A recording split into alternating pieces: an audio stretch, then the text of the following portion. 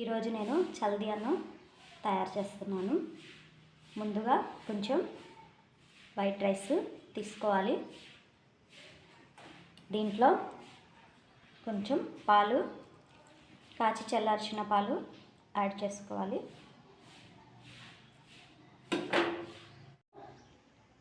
తయారు చేసుకున్న మజ్జిగ యాడ్ చేసుకోవాలి.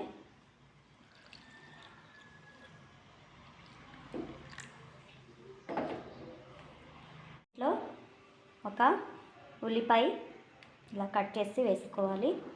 అలాగే పచ్చిమిర్చి కూడా ఇలా వేసుకోవాలి. ఇది నైట్ అంతా తోడబెట్టుకోవాలి పెరుగన్నంలాగా. ఉల్లిపాయ పచ్చిమిర్చి వేసి అన్నంను ఇలాగా తోడబెట్టుకోవాలి. అప్పుడు మనకి చల్ది అన్నం రెడీ అవుతుంది. ఉల్లిపాయ పచ్చిమిర్చి యాడ్ చేసుకొని నైట్ అంతా ఈ రైస్ను అలాగే ఉంచుకోవాలి. మార్నింగ్ చల్ది అన్నం తయారవుతుంది. ఇలా చద్దన్నం రెడీ అయింది. చల్ది అన్నం రెడీ అయింది. దీంట్లో కొంచెం చల్ది అన్నం రెడీ అయింది. దీంట్లో కొంచెం సాల్ట్ యాడ్ చేసుకోవాలి.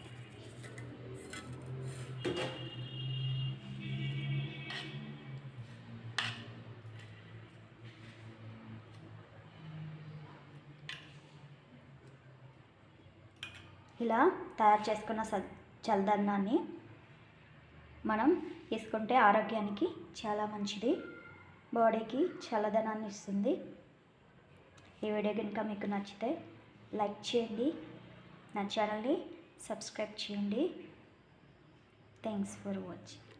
దీనిలో ఉల్లిపాయలు పచ్చిమిర్చి యాడ్ చేసుకున్నాం కాబట్టి ఇంకా ఎటువంటి పచ్చళ్ళు కానీ కారం కానీ నంచుకోవాల్సిన అవసరం లేదు. ఈ చల్ది అన్నం ఈ పచ్చిమిర్చి ఆనియన్స్తో తినేస్తే చాలా టేస్ట్గా ఉంటుంది. మన ఆరోగ్యానికి కూడా చాలా మంచిది. సో ఈ వీడియో కనుక మీకు నచ్చితే లైక్ చేయండి, నా ఛానల్ని సబ్స్క్రైబ్ చేయండి. Thanks for watching.